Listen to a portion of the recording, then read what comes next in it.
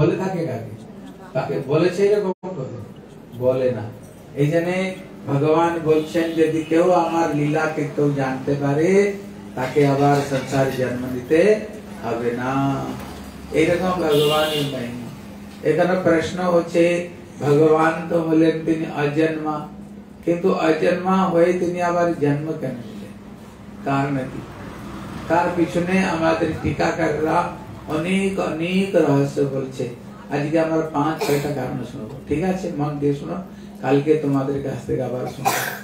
প্রথম কারণ হচ্ছে বলে অনুগ্রহায় ভক্তানাম করমি বিবিধ ক্রিয়া। আমি ভক্তদের উপরে অনুগ্রহ মানে আমি কৃপা করতে চাই। যদি ঠাকুর জন্ম না নিতে আমরা কালকে যে এত উৎসাহ পূর্বক নন্দ के आनंद भयो जय कन्हैया लाल की, हमारा कत सुंदर जन्म उत्सव काल मनालाम, तबे हमार की जन्म उत्सव मनाता मना हमारा की बसे एखन जे गोविंद सुंदर सुंदर लीला करछे तीन यदि এই লীলা না করতে हमारा की बसे गोविंद कथा শুনতা, বাড়িতে বসে টিভি ছেলে মেয়েদের দুনিয়াদারির কথা বলতা। এই জন্য ভগবান বলছেন যেই জন্য আমি জন্ম নিয়েছি আমি ভক্তদের উপরে কৃপা করার জন্য সুন্দর সুন্দর লীলা করে তাদের মনকে আমি আকৃষ্ট করি যাতে আমি লীলার মধ্যে থাকে ডুবাতে পারি, তার জন্য আমি লীলা করি। এটা হলো প্রথম কারণ। দ্বিতীয় কারণ কি বলে যদা যদা হি ধর্মস্য গ্লানির্ভবতি ভারত অদ্ভুতানম ধর্মস্য তদাত্মান সৃজাম্যহম। ভগবান বলছেন যখন যখন অধর্ম বেড়ে যায়, ধর্মের হানি হতে আরম্ভ করে, আমাদের ভক্তদের উপরে অত্যাচার হতে আরম্ভ করে, তখন তখন আমি জন্ম গ্রহণ করে আমি ভক্তদেরকে রক্ষা করি, অধর্মকে নষ্ট করি, আর আমি ভক্তদেরকে আমি পালন করি। এই জন্যই আমি এই জগতে অবতীর্ণ হই। কয়টা কারণ হলো? কয়টা কারণ? দুটো কারণ হলো। আপনারা কিনবেন, কালকে আপনাদের জিজ্ঞাসা করবো, আপনারা মনে রেখে বলবেন, ঠিক আছে? দুটো কারণ হলো। বলে তৃতীয় কারণ কি দুজন রাজা রানী ছিল যাদের নাম হলো কৃষ্ণী আর সুতপা। এরা দুজন কঠোর তপস্যা করেছে। কেবল গাছ থেকে যে পাতাগুলো পড়ে যেত ওই পাতাগুলো খেয়ে খেয়ে খেয়ে খেয়ে কঠোর তপস্যা করেছে 10,000 বৎসর। যখন ভগবান বিষ্ণু তিনি সন্তুষ্ট হয়ে গিয়েছে, বলে কি চাও? বলে প্রভু তোমার মতো আমি একটি ছেলে চাই। বলে আমার মতো তো ছেলে জগতে হয় না। এই জন্য তাকে উপনিষদ বলছে অসমর্থ তত্ত্ব। অসমর্থ মানে যার সমানের কথা, যা থেকে বড়ের কথা ছেড়ে দি, যার মতো এই জগতে কেউ সমান ও কেউ নেই, তার সঙ্গে তুমি কাকে সমান ও কাকে করতে পারবে না। হ্যাঁ, এই জন্য তিনি হলেন অসমর্থ তত্ত্ব। বলছে তুমি বলছো আমার মতো তো কেউ হয় না। অর্থাৎ তুমি যখন আমার আরাধনা করেছ আমি সন্তুষ্ট হয়েছি, আগের জন্মে আমি তোমার ছেলেই হয়ে আসবো। এই জন্য ভগবান কি করলেন, তিনি ওনার বাড়িতে তিনি গোবিন্দ রূপে তিনি জন্ম গ্রহণ করে, অজন্মা হয়েও তিনি জন্ম গ্রহণ করে। আর ওই যে কৃষ্ণী সুতবা ছিল দ্বিতীয় জন্মে তারাই দেবকী বসুদেব হয়ে এসছে। এইটা হলো একটা কারণ। কয়টা কারণ হলো? তিনটে। আর চারটি কারণ হলো আগের জন্মে দ্রোণ আর ধরা, এরাও দুজন রাজা রানী ছিল। এরা কি করেছে, এরাও ব্রহ্মার উপাসনা করেছে। যখন ব্রহ্মা সন্তুষ্ট হয়ে গিয়েছে বলে বর চাও। বলে প্রভু যেরকম একটি বাচ্চা ছেলে মার কোল থেকে জন্ম গ্রহণ করে, যাতে তুমি আমার কোল থেকে গর্ভ থেকে তোমাকে জন্ম গ্রহণ করতে হবে। যেরকম বাবা মা ছেলেদেরকে শাসন করে, হ্যাঁ তাদেরকে শাসন করে, তাদেরকে ভালোবাসে, হ্যাঁ এইরকম তুমি আমাদের ছেলে হয়ে আসবে, আমি তোমাদেরকে ওই রকম ভাবে ভালোবাসতে চাই। ওরা কি হয়ে এসছে? নন্দ আর যশোদা। আর দেখবেন কৃষ্ণ তো মথুরাতে জন্ম নিল, কিন্তু গোকুলে এসে তিনি মা যশোদার কাছে আবদার করতেন আমি ননি খাবো। কখনো কখনো তিনি যদি একটু দুষ্টামি করতো মা যশোমতী উদ্দু খলের মধ্যে তাকে বেঁধে দিত, কখনো কান ধরতো, বলে তুমি কি ননি খেয়েছ, মাখনে খেয়েছ? আর ভয়ে গোবিন্দ কখনো কখনো বলতো मैया मोरी मैं नहीं মাখন খাইও, বলে মা আমি মাখন খাইনি। বলি সখাগুলো যে বলছে তুমি মাখন খেয়েছ, বলে মা কি বলবো, এরা তো দুষ্ট না, নিজেরা তো মাখন খায় আর ননি খেয়ে আমার মুখে জোর করে ননি লাগিয়ে দিয়ে আর আমাকে চোর বানিয়ে দিয়ে, আর তুমি এত ভোলি ভালি, আর এদের কথা তো শোনো, তুমি আমার কথা তো শোনো না। এই জন্য ভগবান তার প্রেমেতে বশীভূত হয়ে তিনি নন্দ যশোদা রূপে তিনি আসেন। গোপাল তাদের গর্ভ থেকে তিনি ওই গোপাল হয়ে জন্ম নিয়েছে। কয়টি কারণ হলো? বলো, চারটি কারণ হলো। এর যে পঞ্চম কারণ হলো, গতকাল আপনারা দর্শন করেছে, ভগবান তিনি বামন রূপে বলি মহারাজের বাড়িতে এসেছে। ওনার একটি মেয়ে ছিল যার নাম ছিল রত্নমালা। এখন যখন ভগবান তিনি বামন হয়ে আসেন, দেখতে তিনি এত সুন্দর ছিলেন, ঠাকুর তো এসেছেন না, ও দেখতে এত সুন্দর ছিল। মায়েদের একটা স্বভাব, কি স্বভাব, যদি কোন একটা সুন্দর ছেলেকে দেখে না, ওদের ইচ্ছা করে যাতে আমি কোলে নিয়ে থাকে, আমি তাকে প্রেম দেখাতে, তাকে আমি ভালোবাসি। মায়েদের একটা স্বভাব। এখন ওনার যে মেয়েটি বামন দেবকে দেখে মনে মনে চিন্তা করছে, দেখতে ছেলেটি কত সুন্দর, যদি আমার বাড়িতে আমার ছেলে হয়ে আসতো না, আমি খুব ওকে ভালোবাসতাম। তিনি মনে মনে চিন্তা করছেন।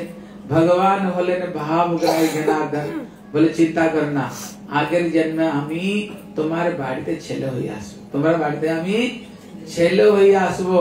হ্যাঁ, এই জন্য ভগবান তিনি কি করলেন, ভগবান তিনি বলছেন, কিন্তু যখন ভগবান বামন দেব তিনি দুই পায়ের মধ্যে পৃথিবীকে তিনি নেপে নিয়েছেন, তৃতীয় পায়ে রাখার আর স্থান নেই, ওনাকে বরুণ পাশে তাকে বেঁধে দিয়ে, ওখানে তো মেয়েটি চিন্তা করছে, হে ভগবান, আমার বাবার সবকিছু অপহরণ তো করে নিল, আর আবার বাবাকে বরুণ ভেসে আবার বেঁধে দিয়েছে।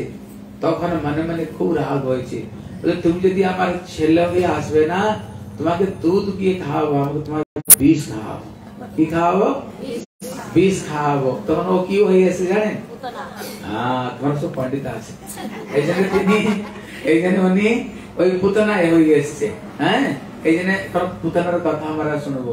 বলে এইটা হলো একটা কারণ কেন তিনি এলেন। কয়টা কারণ হলো? 5টি। আর ষষ্ঠ কারণ হলো, যখন ভগবান রাম লক্ষ্মণ সীতা যখন বনবাস গিয়েছিল, ওই সুপর্ণকা ছিল রাবণের বোন। এখন ভগবান রামকে দেখে এত সুন্দর দেখনা জীবন কখন, এত সুন্দর পুরুষ জীবন কখনো দেখে নাই। তার রূপ যৌবনকে দেখে ও তো একদম পাগল হয়ে গেছে, পাগল হয়ে গেছে। যদি একে আমি পতি রূপে পেতে পারি, মনে মনে পতি রূপে তিনি গ্রহণ করে নিয়েছে, মনে মনে গলার মধ্যে বরমালা ঢেলে দিয়েছে। হ্যাঁ, ওর গলায় বরমালা ঢেলে দিয়েছে। এখন খুব সুন্দর রূপ নিয়ে এসে ভগবান রামকে বলছে, দেখো আমি যত সুন্দরী না, তুমি ওই রকম দেখতে সুন্দর। আমাদের জোড়ি ভগবান খুব ভালো বানিয়েছে, এই জন্য আমার সাথে তুমি বিয়ে করো। রামচন্দ্র তো তিনি মর্যাদা পুরুষোত্তম, এক সীতা ছাড়া তাকে কাকে গ্রহণ করবে না। বলি অলরেডি আমার তো সীতা আছে, অলরেডি আমার সীতা আছে।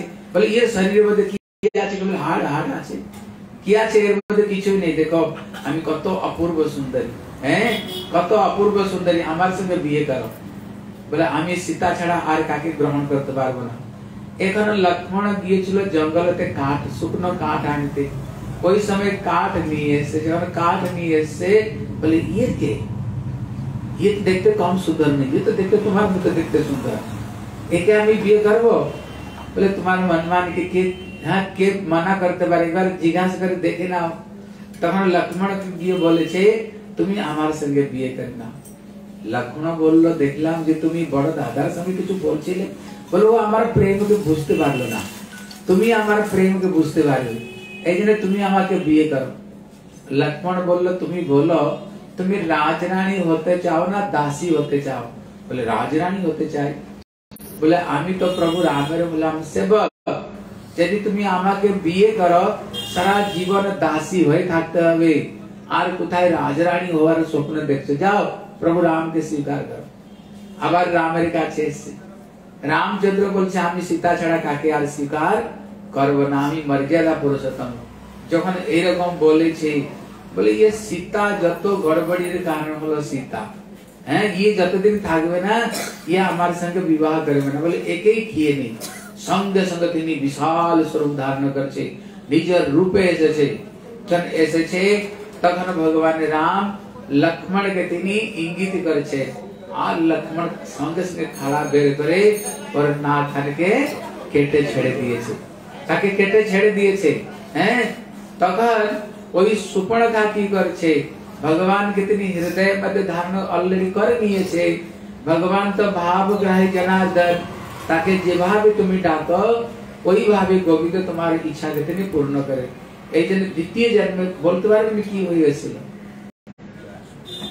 বলো এটা তো বলবে দ্বিতীয় জন্মে তিনি কুবজা হয়েছিল তিনি কুবজা হয়েছিল আর ঠাকুর কি করলেন তার ইচ্ছাকে ঠাকুর তিনি পূর্ণ করে এখানে প্রশ্ন হচ্ছে तब যেমন সুপর্ণখা রূপে এসেছিল ওনা কেন স্বীকার করেনি ঠাকুর কারণ কি বলে কারণ হলো সীতা হলেন হ্যাঁ ভগবানের শক্তি হলো সীতা যদি তুমি কৃষ্ণকে পেতে চাই না তোমার রাধা রানীর অনুগত করতে হবে এই যে বৃন্দাবনে দেখবেন কেউ কৃষ্ণ কৃষ্ণ কেউ বলে না কার নাম বলে জোর করে বলো বৃন্দাবনে সবাই শ্রী রাধা রানীর নাম দিয়ে বলে কেন এজন্য ব্রজের মধ্যে একটা কীর্তন আছে বলে রাধে রাধে রটো চলে আएंगे बिहारी राधे राधे रटो चले आएंगे बिहारी তো আর এখানে বলছে যদি কেউ রাধা রানীর নাম দিয়ে গোবিন্দ নিজে বলছেন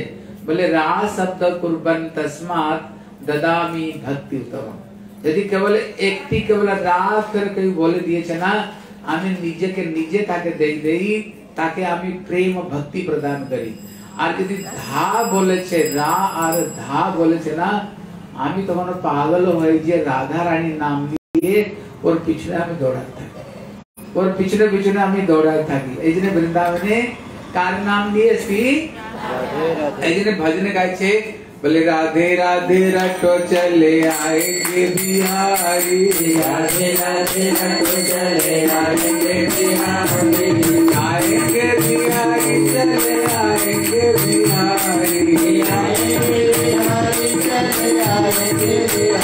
बोले राधे राधे राधे राधे रटो चले आएंगे बिहारी राधे राधे रटो चले आएंगे बिहारी राधा रानी बोली काली चंचल बिहारी राधा रानी बोली काली चंचल बिहारी राधा रानी बोली काली चंचल बिहारी राधा रानी बोली काली चंचल बिहारी राधे राधे राधे राधे रटो चले आएंगे बिहारी राधे राधे रटो चले आएंगे बिहारी राधा रानी कृष्ण की स्वाद बिहारी राधे रानी कृष्ण के स्वाद बिहारी राधा रानी कृष्ण की स्वाद बिहारी ओ राधा रानी कृष्ण के स्वाद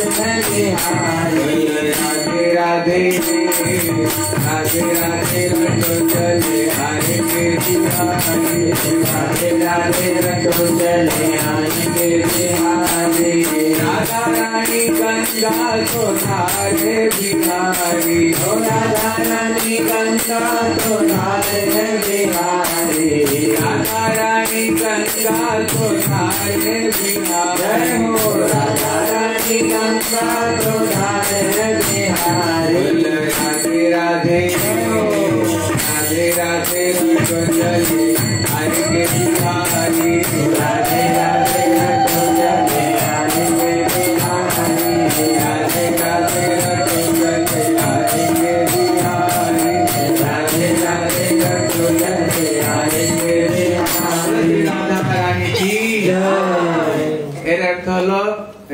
रानी यदि कृपा ना है ना गोविंद कृपा करबे एजने वृंदावन केउ गोविंद गोविंद बोले ना सबाई राधे राधे बोले एजने हमारा जो हरे कृष्ण बोलो सब एक बार हरे कृष्ण कृष्ण कृष्ण हरे हरे हरे राम राम राम हरे हरे हमारा प्रथम ये हरे बोली के नो वो हरे माने की एर मूल शब्द हलो हरा हरा माने कृष्ण रे मन प्राण चित्त के जिनि हरण करे तिन हरा और संबोधन तो हो जात हरे माने हे राधिके अले राधे कृष्ण हरे कृष्ण माने राधे कृष्ण बोले एदिन एखन सुपर्णखा की करे छे बिना राधा रानी कृपा नानिए ওই সীতাকে এক সাইড করে দিয়েছে বলে এর শরীরের মধ্যে কি আছে একে বিয়ে করে রেখেছো কিছু নেই শুকনো হাড় মাত্র আছে দেখো আমি কত সুন্দর মানে সীতাকে দরকার নেই হ্যাঁ অতএব যদি কেউ সেই প্রভু রামকে পেতে চায় না আর সীতা কৃপা না হলে রামকে পেতে পারবে না এইজন্য সীতা কি করছে ও এড়িয়ে চলতে আরম্ভ করেছে সীতার কোনো দরকার নেই হ্যাঁ এইজন্য সীতাকে নাচিয়ে ডাইরেক্ট প্রভু রামকে তিনি পেতে চেয়েছিলেন এইজন্য তিনি কি করলেন লক্ষ্মণকে আদেশ দিলেন একটা নাক কান কেটে দাও এর নাক কান কেটে ছেড়ে দাও বলে কেন আরে তুমি বিয়ে করবে না ছেড়ে দাও না একটা বিয়ে করবে না তুমি ছেড়ে দাও একটা স্ত্রীর তুমি নাক আর কান কেটে দিবে কেন কেটে দিবে দেখো লক্ষ্মণ হলেন কে বলে লক্ষ্মণ হলেন গুরুদেব লক্ষ্মণ হলেন তিনি গুরুদেব তিনি তিনি আচার্য এখন গুরুর কাজ কি বলে গুরুর কাজ হলো বলে গুকার অন্ধকারত্বাৎ রুকার তস্য নিরোধক গুরুর কাজ হলো আমাদের হৃদয়ের মধ্যে যে অন্ধকার গুলো আছে ওই অন্ধকারকে হটিয়ে দিয়ে দিব্য আলোক যে সঞ্চার করে তিনি হলেন গুরু হ্যাঁ এইজন্য গুরুদেব কি করেন গুরুদেব আমাদেরকে গোবিন্দের চরণে তিনি পৌঁছিয়ে দেন এটা হলো গুরুর কাজ অতএব লক্ষ্মণ তিনি গুরু তত্ত্ব তিনি কি দেখলেন ये ऑलरेडी ये जो सुपर्णखा भगवान के हृदय मध्य बसिए दिए ठाकुर के बसिए निये अपनी कृष्ण गीता ते बोलছেন যে যথা মাম প্রপদ্যন্তে তাম তথৈব ভজামি হে অর্জুন আমাকে যে যেভাবে ভজন করে না আমি তার ইচ্ছা পূর্ণ করি যেভাবে আমাকে ডাকবে তার সমস্ত ইচ্ছাগুলো আমি পূর্ণ করি এখানে তিনি দেখলেন এখানে ঠাকুরকে তিনি পতি রূপে চেয়েছেন আর ভগবান ভাবগ্রাহী জনার্দন তিনি अतएव की करा जाए अतएव ये तो किंतु भगवान रामावतारे की करबेन एक सीता छड़ा तिनी आर काके स्वीकार करबे ना केवल एक सीता मर्यादा पुरुषों लीला है ना एजने बोले सीता के छड़ा करबे ना अतएव ये तो प्रभु के ऑलरेडी पति रूपे बसिए निये छे अतएव की करे एर नाक कान केटे तो बोले नाक कान केटे दिबे तो बोले कारण हलो एकटी में जत सुंदर होना केन और नाक कान केटे दाओ और जगत को साथ भी हवे अरे बोले दाओ ताकि ओ क्या रखे पसंद करबे केउ को पसंद करबे ना এই জন্য ভগবান লক্ষ্মণ গুরু রূপে তিনি কি করলেন বলে তুমি সারা জীবন রামের হই থাকো আর যাতে তোমাকে কেউ স্বীকার না করে আগের জন্মে তুমি যখন আসবে জন্ম নিবে তখন গোবিন্দ তিনি এই রাম যখন তিনি গোবিন্দ নিয়ে রূপ নিয়ে আসবেন তখন তোমাকে তিনি স্বীকার করবেন এখানে এইজন্য ওনার নাক কানকে কেটে দিলেন এইটা হলো একটি কারণ ঠাকুর তিনি কেন এই জগতে ভগবান কৃষ্ণচন্দ্র তিনি এসেছিলেন বলে শ্রী ভক্তবৎসল ভগবান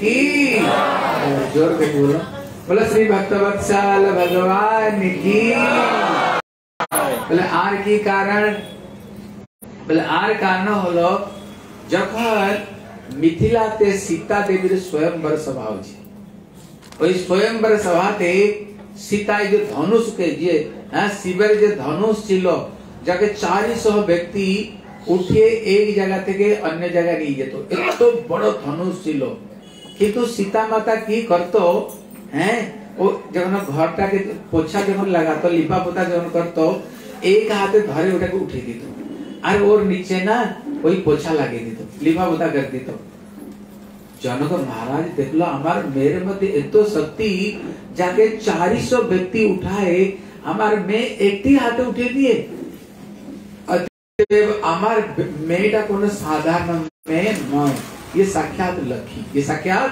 लक्ष्मी। এখন দেখো লক্ষ্মীর সঙ্গে কার বিয়ে হবে? নারায়ণের বিয়ে হবে। অতএব তিনি দেখলেন আমি কি করে বুঝবো ये नारायण ना साधारण लोग। अतएव আমার মেয়ে যদি এটাকে উঠাতে পারে নারায়ণ ছাড়া ये धनुष के আর কেউ উঠাতে পারবে না। এইজন্য তিনি প্রতিজ্ঞা করলেন যদি কেউ এই ধনুষটাকে উঠিয়ে ওর সঙ্গে প্রত্যঞ্জা চড়িয়ে দিবে তবে ওর সঙ্গে আমার বিয়ের মেয়ের বিয়ে হবে। এখানে ভগবান রাম লক্ষ্মণ তিনি মাতা জানকী के उद्धार करे। प्रथम তিনি अहल्या के उद्धार करें, তারপরে তিনি तारका के তিনি मेरे से তারপরে अहल्या के उद्धार करे তিনি পৌঁছিয়েছেন जनकपुरीতে। যখন जनकपुरीতে পৌঁছিয়েছেন না আর প্রভু রামের রূপ দেখে जनक महाराज प्रथमे ब्रह्म ज्ञानी ছিল। ब्रह्म ज्ञानी अर्थ হলো ভালো করে বুঝো যারা भगवान के निराकार माने। भगवान रूप नहीं, गुण नहीं, लीला नहीं, वो तो निराकार है, निराकार। ऐसे তিনি भगवान के निराकार मान करते हैं। किंतु भगवान तो देखते को सुंदर साकार তিনি এখন भगवान रामेर रूप देखना जनक महाराज वो निराकार निराकार सब मिल गए, सब हृदय देखना কোথা থেকে अंतर ध्यान হয়ে গেছে। एकदम रामेर रूप देखे ওর মধ্যে ডুবে গিয়েছে जनक महाराज। বুঝতে পেরেছে কি বুঝতে পেরেছে বলে আমি তো ব্রহ্মের চিন্তা করতাম কিন্তু ইনি ব্রহ্ম নয়, ইনি হলেন পরম ব্রহ্ম, ইনি হলেন পরম ব্রহ্ম। তিনি কেননা আমি এ পর্যন্ত ওই নিরাকার নিরাকার বলতাম কিন্তু আমার মন থেকে ওই নিরাকার ভাব কোথায় শেষ হয়ে গেছে। এখানে প্রভু রাম আমার হৃদয়ের মধ্যে বসে গেছে। হ্যাঁ, যখন বসে গিয়েছে এখন প্রভু রাম লক্ষ্মণ দেখতে তো সুন্দর, খুব দেখতে ভালো। এখন দশরথ এসছেন তিনি বিশ্বামিত্রের সঙ্গে। দেখবেন যদি তোমার মেয়েটি বিয়ে হওয়ার উপযুক্ত হয়ে গেছে, কি হয়ে গেছে? আরে বলো, যদি তোমার মেয়েটি বিয়ে হওয়ার তোমার উপযুক্ত হয়ে গেছে বাপ মাদের নজর কোথায় থাকে? আর নজর কোথায় থাকে? যদি একটা কোন সুন্দর ছেলে দেখে না ওর মনের মধ্যে কি আসে বলে এই ছেলেটা যদি আমার মেয়ের সঙ্গে বিয়ে হয় কত ভালো না হবে, এই কথা মনে হয় কি না? আরে হ্যাঁ কি না বলো? হ্যাঁ। এই জন্য আমাদের जनक महाराज की चिंता करছেন। जनक महाराज चिंता করছেন আমার মেয়েটি দেখতে যত সুন্দর না, দেখবেন মেয়েটি যত সুন্দর ও বরটা তো তত সুন্দর দেখতে হওয়া দরকার আছে কি না বলো দেখি? হ্যাঁ কি না? এখন রাম মা জানকী তো সাক্ষাৎ লক্ষ্মী, তিনি সাক্ষাৎ লক্ষ্মী স্বরূপিণী, দেখতে তো অদ্ভুত সুন্দর। চুপচাপ বসো, কথা বলো। এই জন্য তিনি তো দেখতে খুব সুন্দর।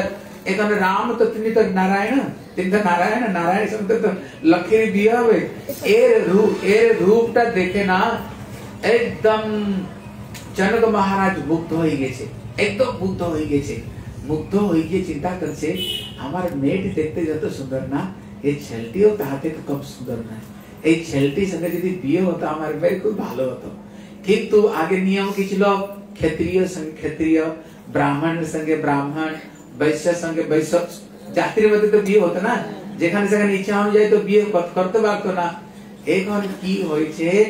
এখানে আমাদের जनक महाराज বিশ্বামিত্রকে জিজ্ঞাসা করছে এই যে দুইটি ছেলে ये কার ছেলে? দেখতে এত সুন্দর। বলে দশরথ মহারাজের ক্ষত্রিয়ের ছেলে, ইনিও ক্ষত্রিয়। দশরথ মহারাজের ক্ষত্রিয়। বলে দশরথ, দশরথ মানে কি 4 রথ 10 দিশায় চলতো, এই জন্য ওনার নাম হচ্ছে দশরথ। এত পরাক্রমী দশরথ মহারাজ ছিলেন, তিনি ক্ষত্রিয়। যখন শুনতে পেরেছি ক্ষত্রিয়ের ছেলে, বলো কাজ হতে পারে, কাজ হতে পারে, বিয়ে ঘরটা হতে পারে। কেন ক্ষত্রিয় ছেলে না, আমি তো ক্ষত্রিয়, ক্ষত্রিয় ক্ষত্রিয় দশরথ মহারাজের মতো। কিন্তু প্রতিজ্ঞা কি? প্রতিজ্ঞা হলো এই ধনুষটাকে যাকে যে ধনুষটাকে উঠাতে পারবে ওর সঙ্গে বিয়ে হবে। এখানে কি করেছে? তখন ওদেরকে রাম লক্ষ্মণকে তিনি কোথায় থাকতে দিয়েছে? একটি সুন্দর একটি বগিচা ছিল। ওই বগিচাটি কার ছিল? মাতা সীতার বগিচা ছিল, যেখানে বিশ্বামিত্রের সঙ্গে গিয়েছেন ওনাকে ওই বগিচার মধ্যে রাখতে দিয়েছে। বলছে কেন? কারণ কি? বলে কারণ হলো মাতা সীতা তিনি কে? বলে ভক্তি স্বরূপী, তিনি হলে ভক্তি স্বরূপ। ভগবান কোথায় থাকে? আর ভগবান কোথায় থাকে? ভক্তির মন্দিরে গোবিন্দ থাকে। যেখানে ভক্তি না সেইখানে গোবিন্দ থাকে, গোবিন্দ যেখানে সেখানে থাকে না, ভক্তি মন্দিরে থাকে, ওনাকে ওইখানেই তিনি দিয়েছেন কি করতে, ওইখানে দিয়েছেন থাকার জন্য। যখন থাকার জন্য দিয়েছেন, এখানে রাত্রিটা ও বিতিয়েছে, যখন রাত্রিটা বিতিয়েছে না, এখানে দ্বিতীয় দিন কি হয়েছে, বিশ্বামিত্র এখানে ঠাকুরের সেবা পুজো করিবে। উপযুক্ত समय দেখে তিনি রাম লক্ষ্মণকে বলেছে, তোমারা গিয়ে আমি ঠাকুরের পুজো করব, তোমারা গিয়ে সুন্দর ফুল নিয়ে আসো। আর যখন ফুল আনতে গিয়েছে না, ওই বাগিচার মধ্যে যখন প্রবেশ করতে আছে, এখন মালি আছে, মালি আছে, যখন প্রবেশ করতে চায় তখন মালি বলছে, দেখো তবে এই বাগিচার মধ্যে প্রবেশ করতে পারবে বলে কি কবে, যদি এখানে সবাইকে সীতার নামটা নিতে হবে। যদি যেরকম বৃন্দাবনে কার নাম নিয়ে, রাধা রানীর, এখানে জনকপুরীটা হলো সীতার রাজ্য, এখানে যদি ভিতরে প্রবেশ করতে হয় সীতার নাম নিতে হবে তোমাকে, তবে বাগিচার মধ্যে প্রবেশ করতে পারবে। তখন লক্ষ্মণ তো রামের ছোট ভাই লক্ষ্মণ বলে, আমরা সীতার নাম কেন নেব, আমি যদি নেব আমি প্রভু রামের নাম নেব। बोले श्री भगवान रामचंद्र की, अरे जोर के बोलो, तो घुमाते ना की, बोले भगवान रामचंद्र की, बोले नाम ने तो रामेर नाम ने वो, हाँ आमी रामेर, आमर प्रभु बोले राम, आमी रामेर नाम ने वो, सीतार नाम टा ने बोगा, नाम सीतार नाम ने बोना, आमी रामेर नाम ने वो। তখন মালি বলছে না, এখানে বাগিচাটি হলো সীতার বাগিচা, ভিতরে প্রবেশ করলে সীতার নাম না নিলে ভিতরে प्रवेश करते पारबे ना। এখানে ভগবান রাম বলছে, বলে দেখো লক্ষ্মণ, যদি সীতার নাম নিলে প্রবেশ করা যায়, একবার নি নাও না, কি হয়েছে, কি হয়েছে সীতার নাম নিতে তোমার অসুবিধা কি, বলে একবার সীতার নাম নি নাও। তখন বলছে সীতার তো নাম নেব না, একসঙ্গে দুজনের নাম নেব। বলে শ্রী সিয়াवर রামচন্দ্র কি, বলে দুজনের নাম নেব। এখন যখন দুজনের নাম নিয়েছে না, তখন মালি বলছে, প্রভু আমি তো পরীক্ষা করছিলাম, আপনার জন্য কে বন্ধ করতে পারে বাগিচা, আপনারা ভিতরে প্রবেশ করো। এখানে যখন প্রবেশ করেছে না, ওই বাগিচার মধ্যে দেখে একটাও ফুলকে শুকনা দেখে না, একটাও গাছকে সেখানে শুকনো দেখলে না, পুরা গাছগুলো না একদম হরা ভরা, বাংলা কি বলে হরা ভরা বলে, একদম হরা ভরা। বলে কারণ কি, বলে কারণ হলো বাগিচাটি কার, বলে মা সীতার বাগিচা, মা সীতার বাগিচা ওইটা হলো। আর যেখানে মা সীতার বাগিচা হবে সেখানে কি ফুল কোন শুকনো হতে পারে, শুকতে পারে না, সেখানে গাছ কি কোন শুকতে পারে, শুকতে পারে না, কেন না মা সীতা হলেন সাক্ষাৎ মা লক্ষ্মী, তিনি সাক্ষাৎ, এই জন্য সমস্ত গাছ করে হরা ভরা।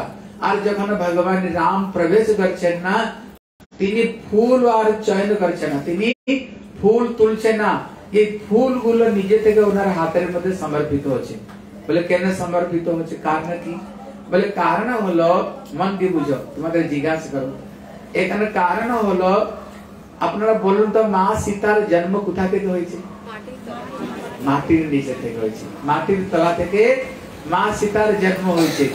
এই জন্য পৃথিবী হলো ভগবান রামের সঙ্গে সীতার বিয়ে হবে, অতএব এই পৃথিবীর সঙ্গে রামের কি সম্বন্ধ হবে, রাম পৃথিবীর কি হলো,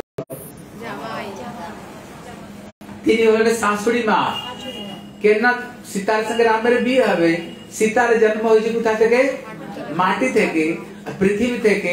এই জন্য ভগবান রামের সঙ্গে পৃথিবীর কি সম্বন্ধ হলো, শাশুড়ি, তিনি হলেন শাশুড়ি, উনি হলেন জামাই বাবু হলেন।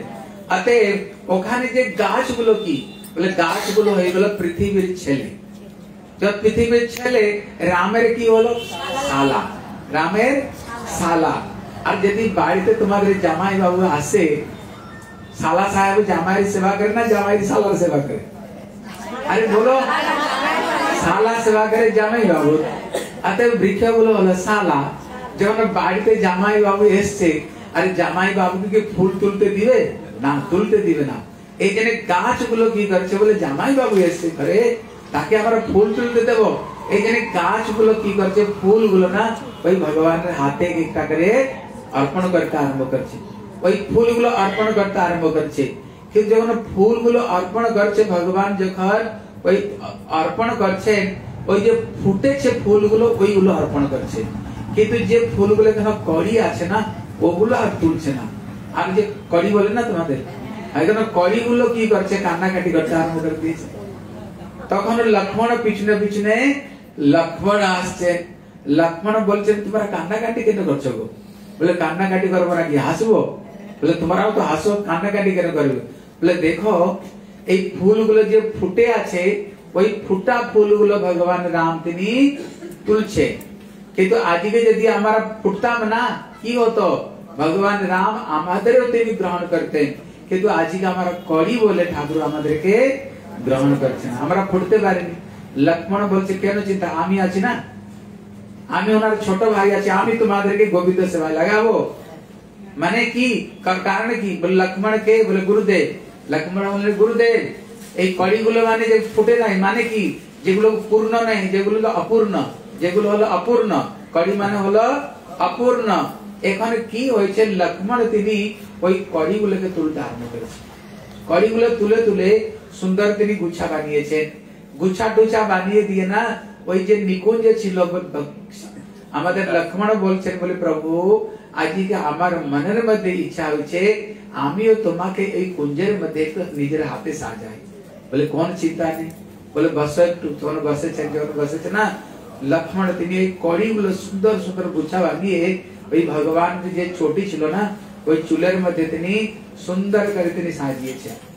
এখানে শিক্ষা দিচ্ছে দেখো এই ফুটা ফুলগুলো কোথায়? বলে প্রভুর হাতে। আর কড়িগুলো কোথায়? প্রভুর মাথায়। হ্যাঁ দেখো এখানে শিক্ষা দিচ্ছে কড়িগুলো মানে অপূর্ণ আর ফুল ফুটা ফুলগুলো হলো পূর্ণ। এখানে শিক্ষা দিচ্ছে তুমি অপূর্ণ হলেও, অপূর্ণ তুমি হলেও, বাবা এখন কথা বলবে না, এই জন্য তুমি আপনি বসে বসে কথা শোনো। এই জন্য কেউ অপূর্ণ হলেও যদি কেউ গুরুদেবের শরণে যেতে পারে, যদি কেউ গুরুদেবের শরণে যেতে পারে, গুরুদেব আমাদের কি করবেন? সেই গোবিন্দ সেবায় লাগিয়ে দিবে। আর তুমি পূর্ণ হলেও যদি তুমি গুরুর শরণে না গিয়েছ ওই হাতেই থেকে যাবে, কিন্তু গোবিন্দের সেবাতে লাগতে পারবে না। নিতাই গৌর প্রেমানন্দে বলুন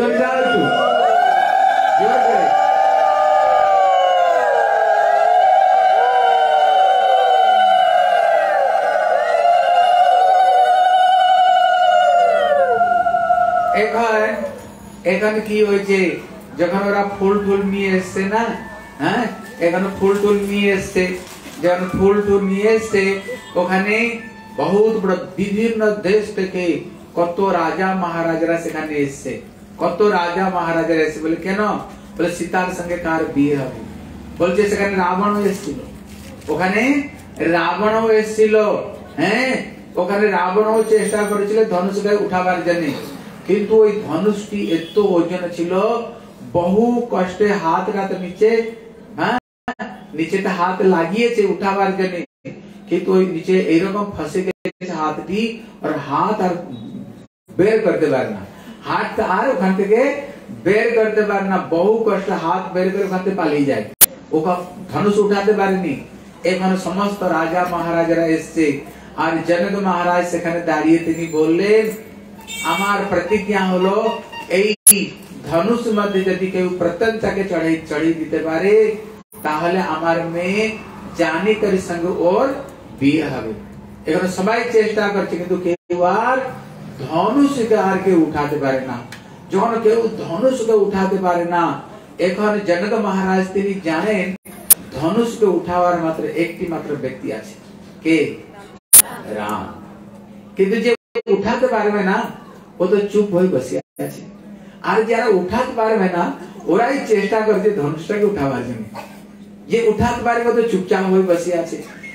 এখানে তিনি চিন্তা করছেন আমি রামকে উঠাই তো কি করে উঠাই। একটি সুন্দর উদাহরণ দিয়েছেন রামকে, তিনি সেখানে উদাহরণ দিয়েছেন তিনি কি রকম, তিনি ওনার পতাকা ঝান্ডা, অতএব ঝান্ডাটা কোথায় থাকে?